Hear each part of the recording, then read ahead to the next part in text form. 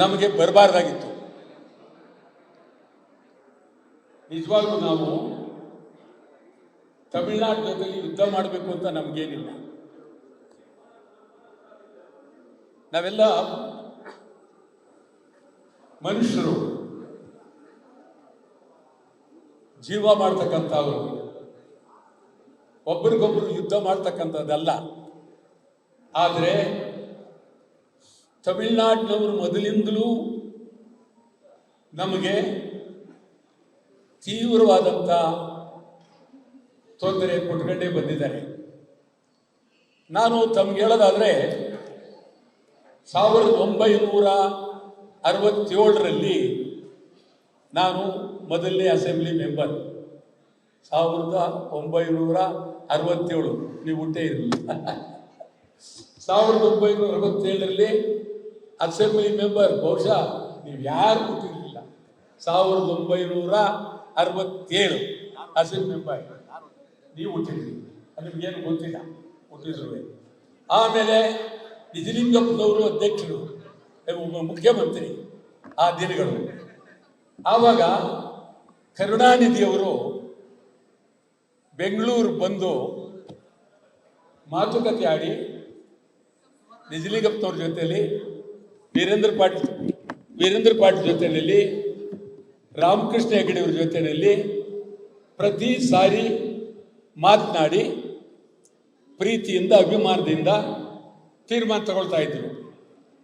ಅದಾದ ಮೇಲೆ ಬಹಳ ಒತ್ತಡ ಮಾಡಿ ತಮಿಳುನಾಡಿನವರು ಇದು ಮಾತುಕತೆ ಪ್ರಶ್ನೆ ಅಲ್ಲ, ಇದಕ್ಕೆ ನಿರ್ವಹಣಾ ಸಮಿತಿ ಮಾಡಲೇಬೇಕು ಅಂತೇಳಿ ತೀವ್ರ ಹಠ ಮಾಡಿದ್ರು. ಕೊನೆಯದಾಗಿ ಕರುಣಾನಿಧಿ JH ಪಟೇಲ್ರ ಕಾಲದಲ್ಲೂ ಬಂದಿದ್ರು ಬಹಳ ಇದರಲ್ಲಿ. ಈ ಪರಿಸ್ಥಿತಿಯಲ್ಲಿ ಇವತ್ತು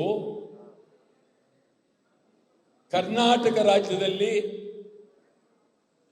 ಕೃಷ್ಣರಾಜ ಸಾಗರದಲ್ಲಿ ನೀರಿಲ್ಲ. ನಮ್ಮ ರಾಜ್ಯದ ಮುಖ್ಯಮಂತ್ರಿ DK ಶಿವಕುಮಾರ್ ಹೇಳಿದ್ದಾರೆ, ಖಂಡಿತ ಕುಡಿಯೋಕೆ ನೀರು ಮಾತ್ರ ಸಾಕು, ಯಾರು ಬೆಳೆಗಳಿಗೆ ನೀರು ತಗೊಳ್ಬೇಡಿ ಅಂತೇಳಿ ನಮ್ಮ ಬೆಳೆಗೆ, ನಮ್ಮ ರಾಜ್ಯದ ಬೆಳೆಗೆ, ನಮ್ಮ ರಾಜ್ಯದ ರೈತರಿಗೆ ನಮ್ಮ ಮುಖ್ಯಮಂತ್ರಿಯೇ ಹೇಳಿದ್ದಾರೆ. ಅಂದಮೇಲೆ ನಮಗೆ ನೀರಿಲ್ಲ ಅನ್ನೋದು 100ಕ್ಕೆ 100 ಖಾತ್ರಿ. ಈ ವಿತರಣಾ ಸಮಿತಿಯವರು ಒಂದು ತಿಂಗಳ ಹಿಂದೆ ಬಿಡಬೇಕಾಗಿಲ್ಲ ಅಂದರು. ಈಗ ಒಂದು ಸಾರಿ ಹೇಳಿದ್ರು ನೀರು ಬಿಡಬೇಕು, ಒಂದು ದಿನಕ್ಕೆ 3500 ಕ್ಯೂಸೆಕ್ಸ್ ನೀರನ್ನು ಬಿಡಬೇಕು.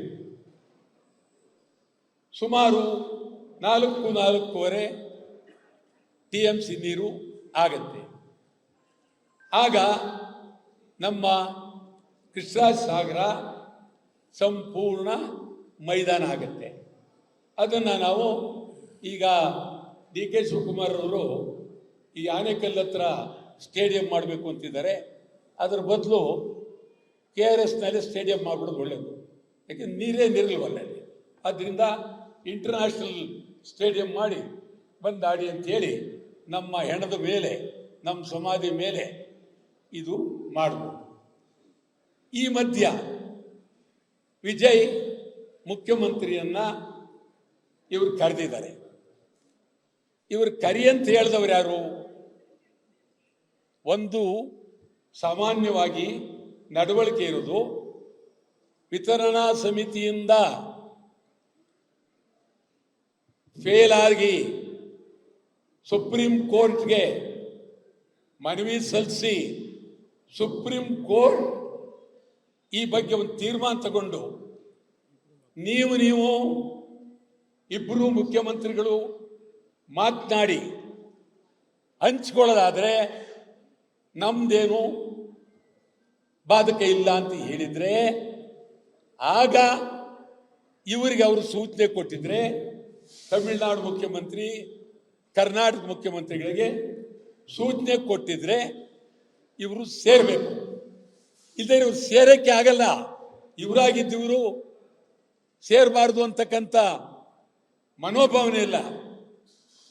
ತೀರಾ ಮಿತಿಮೀರಿ ಆ ನ್ಯಾಯಾಲಯ ಸಮಿತಿ ಏನಾರು ಹೇಳ್ಕೊಳ್ಳಿ, ಸುಪ್ರೀಂ ಕೋರ್ಟ್ ಮುಂದೆ ಏನಾರು ಹೇಳಿ, ನಾವಿಬ್ಬರು ಹೀರೋಗಳಾಗೋಣ ಅಂಥೇಳಿ ಒಪ್ಪಿಗೆ ತೀರ್ಮಾನ ಮಾಡಿಬಿಟ್ಟು ಅವರು ನಮಗೆ ನೀರು, ಈಗ ಸದ್ಯ ನೀವೇ ತೊಂದರೆಲಿದ್ದೀರಿ, ಆದ್ದರಿಂದ ನಮಗೆ ನೀರು ಬಿಡಬೇಡಿ ಅಂತ ಹೇಳಿದ್ರೆ ಸಂತೋಷ.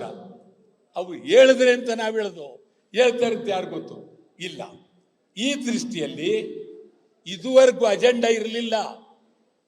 ಏನು ತಮಿಳುನಾಡು ಮುಖ್ಯಮಂತ್ರಿ ನೀವು ಏನಂತ ಮಾತಾಡ್ತಾ ಇದ್ದೀರಿ? ಅಜೆಂಡಾ ಏನು ಇರಲಿಲ್ಲ. ವಿರೋಧ ಪಕ್ಷಗಳ ಸಭೆಯನ್ನು ಕರೆದಿದ್ದೀರಿ.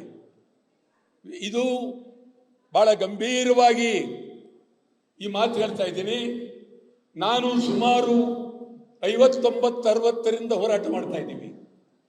ಯಾವುದೇ ವಿರೋಧ ಪಕ್ಷಗಳ ಸಭೆಯನ್ನು ಕರೆದಾಗ ಸರ್ಕಾರ, ಚುನಾಯಿತ ವಿರೋಧ ಪಕ್ಷಗಳು, ಚುನಾಯಿತ ಆಗದೇ ಇರತಕ್ಕಂಥ ಅವರು, ಹೊರಗಡೆ ಇರ್ತಕ್ಕಂಥ ಕಮ್ಯುನಿಸ್ಟ್ ಪಾರ್ಟಿ ಲೆಫ್ಟ್ ರೈಟ್ ಇಬ್ಬರು ಅವರನ್ನ, ರೈತ ಸಂಘದವ್ರನ್ನ, ಕನ್ನಡ ಚಳವಳಿಯವರನ್ನ ಎಲ್ಲರನ್ನೂ ಕರೆದು ಆಗ ಅದಕ್ಕೆ ವಿರೋಧ ಪಕ್ಷದ ಸಭೆ ಅಂತಿತ್ತು. ಇದೇನಿದ್ರು ಬಿಜೆಪಿ ಕಾಂಗ್ರೆಸ್ ಸಭೆ, ಅದು ವಿರೋಧ ಪಕ್ಷ ಅಲ್ಲ. BJP, JDS, Congress. ನೀವು ಕನ್ನಡ ಪರ ಸಂಘಟನೆಗಳು ಕರೀಲಿಲ್ಲ, ರೈತ ಸಂಘಟನೆಗಳು ಕರೀಲಿಲ್ಲ, ಯಾವುದು ನೀರಾವರಿ ತಜ್ಞರನ್ನು ಕರೀಲಿಲ್ಲ, ಇದಕ್ಕಾಗಿ ಹೋರಾಟ ಮಾಡಿದ ಕರೀಲಿಲ್ಲ. ನೀವು 3 ಜನ ಸೇರಿ ನಂದಿನಿ ಹಾಲು ಕುಡಿದ್ಬಿಟ್ಟು ಹೊರಟುಬಿಟ್ರೆ ಇದು ವಿರೋಧ ಪಕ್ಷ ಅದಕ್ಕೆ ಸಾಧ್ಯನಾ? ಖಂಡಿತ ಇದು ವಿರೋಧ ಪಕ್ಷ ಸಭೆ ಅಲ್ಲ.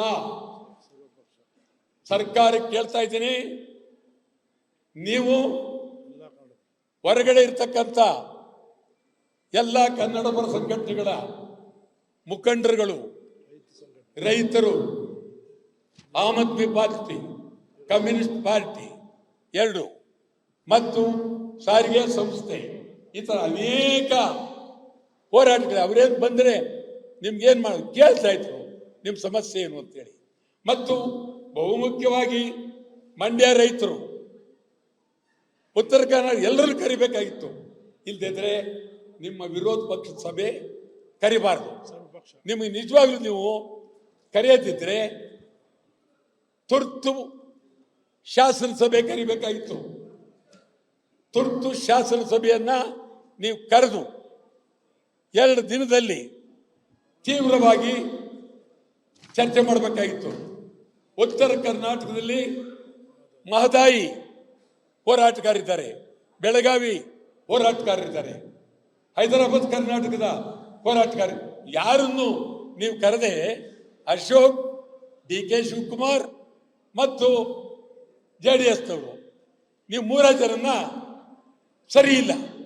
ಆ ಒಂದು ವಿರೋಧ ಪಕ್ಷ ಸಭೆಗೆ ಈ ನಾಡಿನ ಜನತೆ ಖಂಡಿತವಾಗಿ ನಾವು ಒಪ್ಪೋದಿಲ್ಲ. ಅದನ್ನು ನಾವು ವಿರೋಧ ಮಾಡ್ತೀವಿ.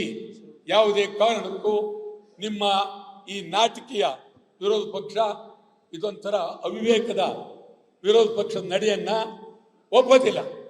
ನೀವು ಮುಖ್ಯಮಂತ್ರಿಗಳಾದವರು ಬಹಳ ಗಂಭೀರ, ಹೊರಗಿನೋಡು ಕರಿಬಾರ್ದು, ಅವ್ರು ಗಲಾಟೆ ಮಾಡಿಬಿಡ್ತಾರೆ, ಕೂಗಾಡ್ತಾರೆ, ಯಾಕೆ ಅವ್ರನ್ನ ಕರಿಬೇಕು?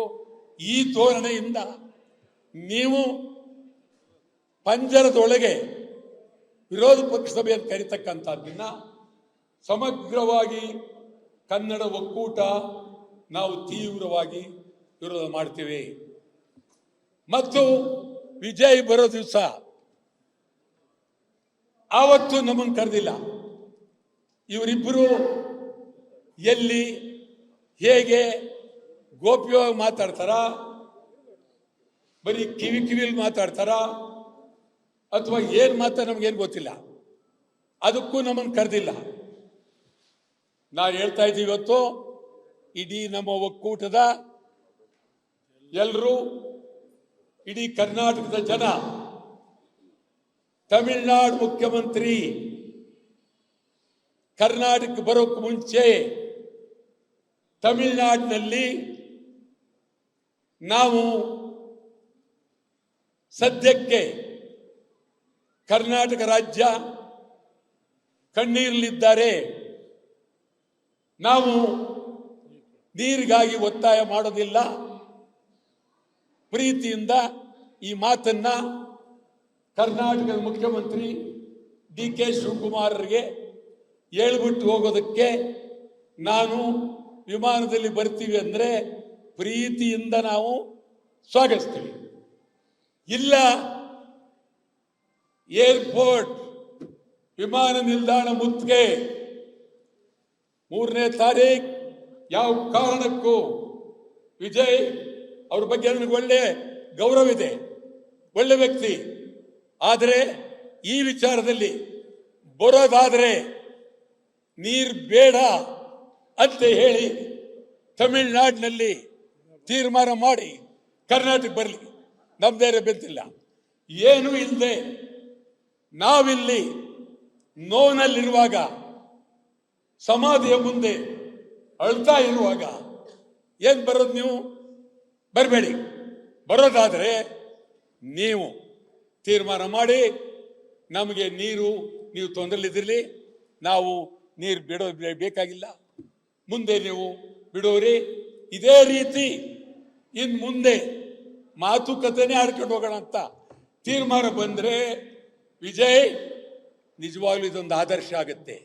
ಅದನ್ನು ಬಿಟ್ಟು ಏನೂ ಮಾತಾಡದೆ ಬೆಂಗಳೂರಿಗೆ ಬರೋದಾದರೆ ಬೇಕಾಗಿಲ್ಲ, ನಿಮ್ಮ ಬರುವಿಕೆ ಬೇಕಾಗಿಲ್ಲ. ಇಡೀ ಸಮಗ್ರ ನಾಡಿನ ಕರ್ನಾಟಕದ ಸಮಗ್ರ ಕನ್ನಡಿಗರು ಕೆಂಪೇಗೌಡ ವಿಮಾನ ನಿಲ್ದಾಣವನ್ನ ಮುತ್ತಿಗೆ ಹಾಕ್ತೀವಿ. ಇದು ಭದ್ರ ಎಚ್ಚರಿಕೆ ಕೊಡ್ತಾ ಇದ್ದೀವಿ.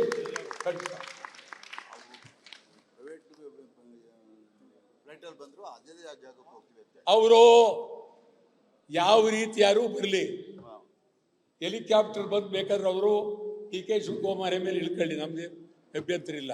ಏರ್ಪೋರ್ಟ್ ಬಂದಾಗ ನಾವು ಏರ್ಪೋರ್ಟ್ಗೆ ಹೋಗ್ತೀವಿ, ನುಗ್ತೀವಿ. ಈ ಸರ್ಕಾರ ನಮ್ಮನ್ನ ಬಂಧಿಸಿ ಜೈಲ್ಗೆ ಹಾಕ್ತೀರಾ ಹಾಕಿ, ಅದ್ರ ಬಗ್ಗೆ ಬೇರೆ ಮಾತಿಲ್ಲ. ನಮ್ಮ ಹೋರಾಟ ನಿಮಗೆ ನಾನು ಹೇಳ್ತೀನಿ, ಬರೀ ಕಡಲೆಕಾಯಿ ತಿನ್ನಕ್ಕೆ ನಾವು ಕರೆದಿಲ್ಲ. ಕಾವೇರಿ ನೀರು ನಿರ್ವಹಣಾ ಮಂಡಳಿ ತೀರ್ಪನ್ನ ತೀವ್ರವಾಗಿ ತಿರಸ್ಕರಿಸುತ್ತೇವೆ. ನಮಗೆ ನೀರಿಲ್ಲ, ತಮಿಳುನಾಡಿಗೆ ನೀರು ಬಿಡುವ ಪ್ರಶ್ನೆ ಇಲ್ಲ. ಮೇಕೆದಾಟು ಯೋಜನೆ ಆಗಲೇಬೇಕು. ಮಹದಾಯಿ ಕಳಸಾ ಬಂಡೂರಿ ಕಾರ್ಯಗತ ಆಗಬೇಕು. ಬೆಳಗಾವಿ ಉಳಿಯಲೇಬೇಕು. MES ನಿಷೇಧ ಮಾಡಬೇಕು. ಗಡಿನಾಡು ಬೆಳಗಾವಿ ಅಭಿವೃದ್ಧಿ ಆಗಬೇಕು. ಕನ್ನಡಿಗರಿಗೆ ಉದ್ಯೋಗ ಕೊಡಬೇಕು. ಕನ್ನಡ ಮಾಧ್ಯಮ ಶಾಲೆಗಳಿಗೆ ಅನುದಾನ ನೀಡಬೇಕು. ಉತ್ತರ ಕರ್ನಾಟಕ ಅಭಿವೃದ್ಧಿ ಆಗಬೇಕು. ಕಲ್ಯಾಣ ಕರ್ನಾಟಕ ಅಭಿವೃದ್ಧಿ ಆಗಬೇಕು. ಆಲಮಟ್ಟಿ ಜಲಾಶಯ ಎತ್ತರ ಆಗಬೇಕು. ಕನ್ನಡದಲ್ಲೇ ನಾಮಫಲಕ ಇರಬೇಕು. ಕರ್ನಾಟಕದಲ್ಲಿ ಪರಭಾಷಾ ದಬ್ಬಾಳಿಕೆ ನಿಲ್ಲಬೇಕು. ಕರ್ನಾಟಕದಲ್ಲಿ ಪರಭಾಷಾ ಚಿತ್ರಗಳ ಬಹಿಷ್ಕಾರ ಆಗಬೇಕು. ಹಿಂದಿ ಬೇಡವೇ ಬೇಡ. ಬಿಡದಿ ಉಪನಗರ ಬೇಡವೇ ಬೇಡ. ಬಿಡದಿ ಉಪನಗರ ಬೇಡವೇ ಬೇಡ. ಆನೇಕಲ್ಲಾಗೂ ಬಿಡದಿ ರೈತರ ಜಮೀನ್ ಕೈ ಬಿಡಿ. ಗಡಿನಾಡು ಅಂದ್ರೆ ಕಾಸರಗೋಡು, ಹೊಸೂರು, ತಾಳ್ವಾಡಿ, ಅಕ್ಕಲಕೋಟೆ, ಸೊಲ್ಲಾಪುರ, ಮಡಗಸಿರ, ಇದೆಲ್ಲ ಬೆಳಗಾವಿ ಕನ್ನಡ ಪರ, ಹೊರಗಡೆ ಹೊರನಾಡು ಕನ್ನಡ ಪರ ಕನ್ನಡ ಸಂಘಗಳು ಬೆಳೆಯೋದಕ್ಕೆ ವರ್ಷಕ್ಕೆ 500 ಕೋಟಿ ರೂಪಾಯಿ ಅನುದಾನ ಇಡಬೇಕು. ಬ್ಯಾಂಕುಗಳಲ್ಲಿ ಕನ್ನಡಿಗರಿಗೆ ಉದ್ಯೋಗ ಕೊಡಬೇಕು. ಯಾವುದೇ ಕಾರಣಕ್ಕೂ ಸರ್ಕಾರಿ ಶಾಲೆಗಳನ್ನು ಖಾಸಗೀಕರಣ ಮಾಡಬಾರ್ದು. ಕನ್ನಡ ಶಾಲೆಗಳಲ್ಲಿ ಖಾಲಿ ಇರುವ ಹುದ್ದೆಗಳನ್ನು ಭರ್ತಿ ಮಾಡಿ, ಪೊಲೀಸರನ್ನು ಅವರವರ ಜಿಲ್ಲೆಗಳಿಗೆ ವರ್ಗ ಮಾಡಿ, ICSE CBSE ಪರೀಕ್ಷೆಗಳಲ್ಲಿ ಕನ್ನಡವನ್ನು ಕಡೆಗಾಣಿಸಿದ್ದೀರಿ. ಕನ್ನಡವನ್ನು ಉಳಿಸಬೇಕು. ಹಂಪಿ ಕನ್ನಡ ವಿಶ್ವವಿದ್ಯಾಲಯಕ್ಕೆ ಅನುದಾನ ಕೊಟ್ಟಿಲ್ಲ.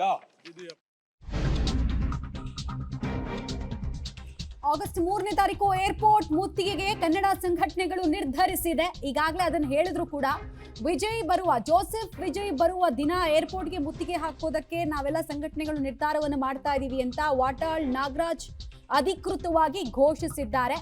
ಆಗಸ್ಟ್ 3ನೇ ತಾರೀಕು 14 ವರ್ಷಗಳ ಬಳಿಕ ಕರ್ನಾಟಕ ಸಿಎಂ ಮತ್ತು ತಮಿಳುನಾಡು ಸಿಎಂ ಕಾವೇರಿ ವಿಚಾರವನ್ನ ಚರ್ಚೆ ಮಾಡೋದಕ್ಕೆ ಅಂತ ಒಂದಾಗ್ತಾ ಇದ್ದಾರೆ.